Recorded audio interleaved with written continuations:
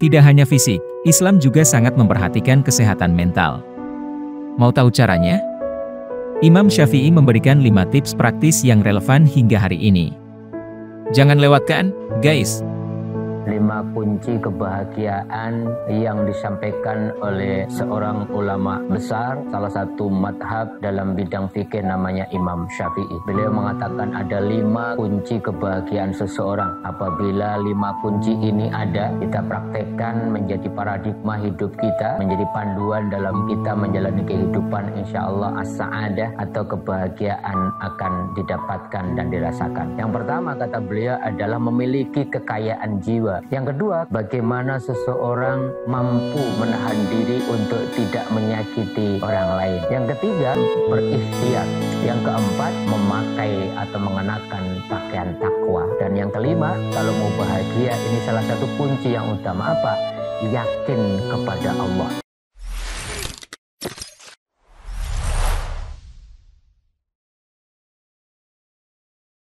Assalamualaikum warahmatullahi wabarakatuh. Alhamdulillahirabbil alamin. Allahumma shalli ala sayyidina wa maulana Muhammadin wa ala alihi wa ashabihi ajmain. Amma ba'du, ya sahabat-sahabatku, pemirsa channel Tauhid Cinta. Alhamdulillah Allah izinkan kita untuk bertemu kembali. Pada kesempatan kali ini kita akan belajar bersama tentang 5 kunci as-sa'adah, 5 kunci kebahagiaan yang disampaikan oleh seorang ulama besar, salah satu madhab dalam bidang fikih namanya Imam Syafi'i. Beliau mengatakan ada 5 kunci kebahagiaan seseorang. Apabila 5 kunci ini ada, kita praktekkan menjadi paradigma hidup kita, menjadi panduan dalam kita menjalani kehidupan, insya Allah as-sa'adah atau kebahagiaan akan didapatkan dan dirasakan. Yang pertama kata beliau adalah memiliki kekayaan jiwa atau ghinan nafs. Orang kalau memiliki kekayaan jiwa, itu hidupnya tidak mudah mengeluh. Dia akan qanaah, dia akan mudah bersyukur, dia tidak tamak, dia tidak bakhil, bahkan kemudian dia tidak sombong karena jiwanya begitu luas, begitu longgar, dan kemudian bisa ridho terhadap takdir yang Allah berikan kepada dia. Bahkan Rasulullah sendiri dalam sebuah hadis riwayat Bukhari Muslim mengatakan, laisal ghina an kasratil arad. Yang disebut kekayaan itu, atau orang kaya itu bukan karena banyaknya harta, walakinnal ghina ghinan nafs. Tetapi kekayaan yang sejati adalah seseorang yang punya kekayaan jiwa, kemudian bahkan dalam hadis yang lain namanya ghinatul qalb, bagaimana hatinya juga seluas samudra, sehingga kemudian dia menjalani kehidupannya dengan begitu nikmat, begitu ridho, begitu berprasangka baik terhadap apapun yang Allah takdirkan kepada dia. Maka buahnya adalah sebuah kebahagiaan. Tetapi kalau orang kemudian selalu merasa kurang, dia akan susah sekali untuk bersyukur, dia akan greedy, dia tidak akan pernah merasa puas, dan itu akan menjadi sumber dari kekecewaan, sumber dari lawan dari kebahagiaan adalah kesengsaraan karena hidupnya kemudian tidak ada habisnya untuk mencari kekayaan yang memang tidak akan pernah bisa membuat merasa cukup orang yang greedy. Bahkan Rasulullah mengatakan orang yang bisa menghentikan orang yang hubbud dunya adalah cuman tanah atau kematian. Yang kedua, kalau kita mau bahagia, kata Imam Syafi'i adalah bagaimana seseorang mampu menahan diri untuk tidak menyakiti orang lain, tidak zalim terhadap sesama, dia tidak suka permusuhan, dia tidak menjadi manusia yang pendendam, dia akan menjadi pribadi yang pemaaf, dia akan welas asih terhadap sesama. Maka sifat seperti ini, kalau dia punya sifat tidak bisa, tidak mau menyakiti orang lain, maka kebahagiaan akan dia dapatkan.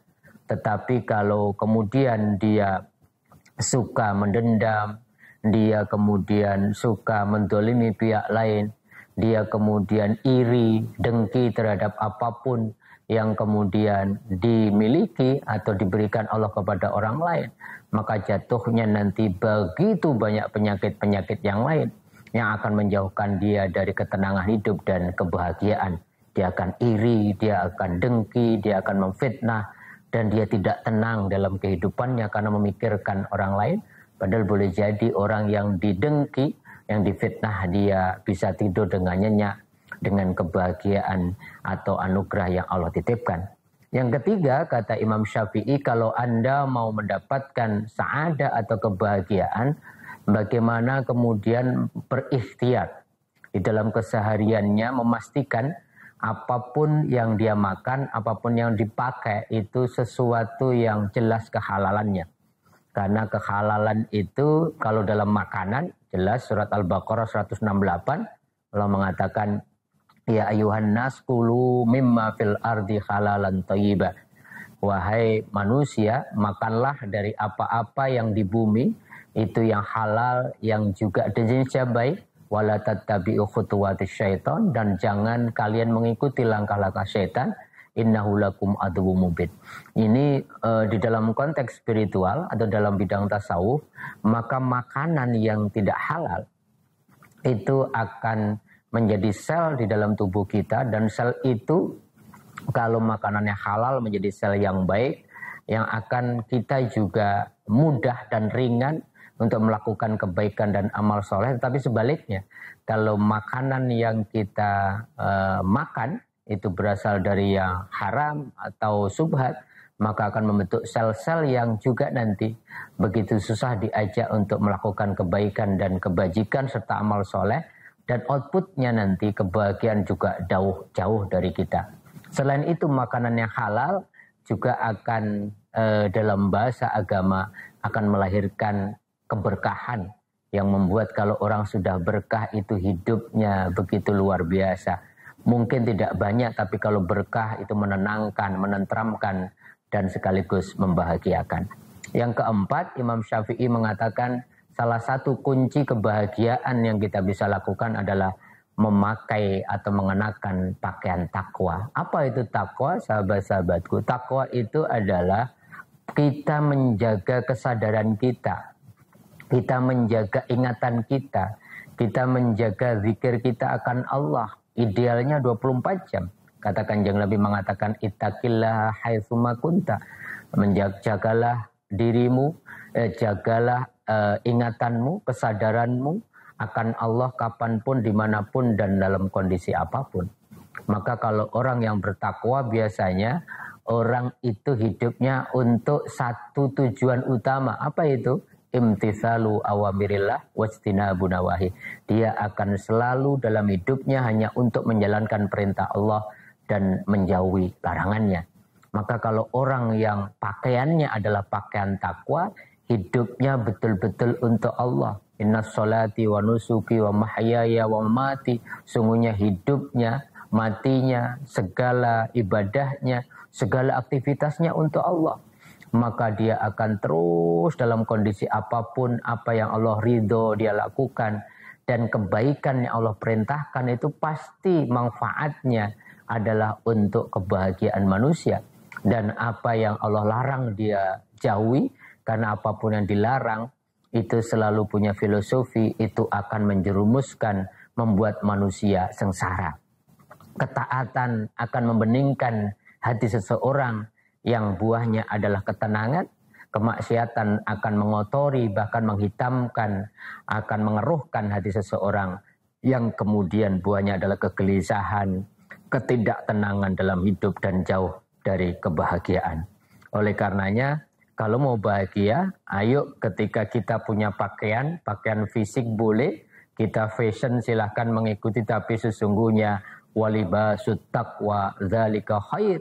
Pakaian ketakwaan dalam makna yang saya sampaikan itu lebih baik dari sekedar pakaian luar yang kemudian untuk menutupi aurat kita dan untuk perhiasan atau fashion dalam kehidupan kita.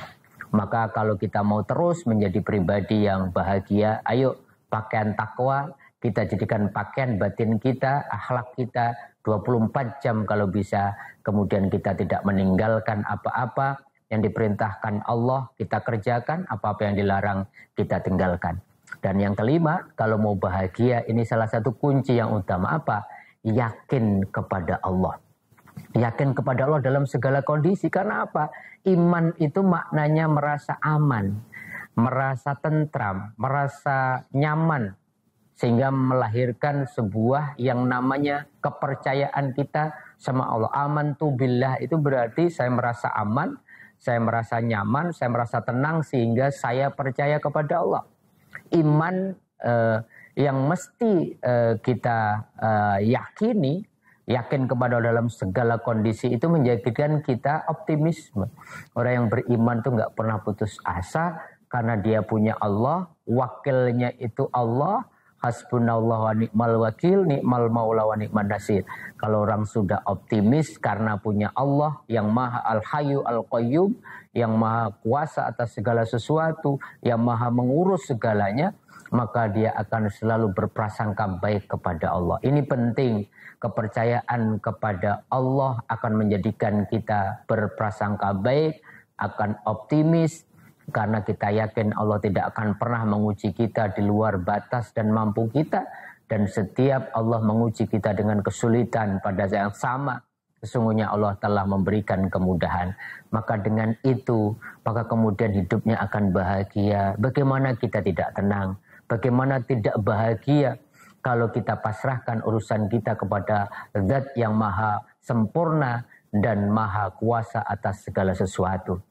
Tetapi kalau kita yakin, kalau kita percaya, kalau kita bergantung kepada makhluk, siap-siaplah kemudian kita merasakan kekecewaan. Betapa tidak kita sering kecewa karena kalau kita percaya menggantungkan hidup kita kepada manusia yang tempatnya salah, tempatnya khilaf, ke tempatnya ketidaksempurnaan, maka cepat atau lambat kekecewaan akan kita rasakan. May yattaqillah yaj'al lahu makhraja wa yarzuqhu min haitsu la yahtasib wa may yatawakkal 'alallahi fahuwa hasbuh. Barang siapa bertakwa kepada Allah, maka Allah akan berikan jalan keluar terhadap semua masalahnya. Allah berikan rezeki dari arah yang tidak disangka-sangka, dan barang siapa menyerahkan segala urusannya kepada Allah, fahuwa hasbuh, maka Allah yang akan membereskan segala urusannya. Innallaha balighu amri, kalau Allah sudah punya kehendak, kehendak itu pasti terjadi. Idza arada syai'an ayyakula lahu kun fayakun. Allah hanya berkata jadi, maka akan menjadi. Maka kebahagiaan, ketenangan hidup akan kita dapatkan kalau hidup itu kita yakin, kita tawakal, kita pasrah kepada Allah Subhanahu wa ta'ala. Itulah 5 langkah yang dinasihatkan oleh Imam Syafi'i. Kalau 5 langkah ini bisa kita terapkan dalam kehidupan kita, kita akan menjadi pribadi yang akan merasakan kebahagiaan dalam kondisi apapun kehidupan kita. Mari pertama memiliki kekayaan jiwa, kemudian tidak gampang atau bahkan menahan diri dari menyakiti orang lain, kemudian mengusahakan segala sesuatu yang kita makan, yang kita pakai dari sesuatu yang halal, kemudian memakai pakaian takwa dalam keseharian kita secara batin, secara akhlaki, dan yakin kepada Allah dalam segala kondisi. Mudah-mudahan bermanfaat. Kurang lebihnya mohon dibukakan pintu maaf. Wal afu minkum. Wassalamualaikum warahmatullahi wabarakatuh.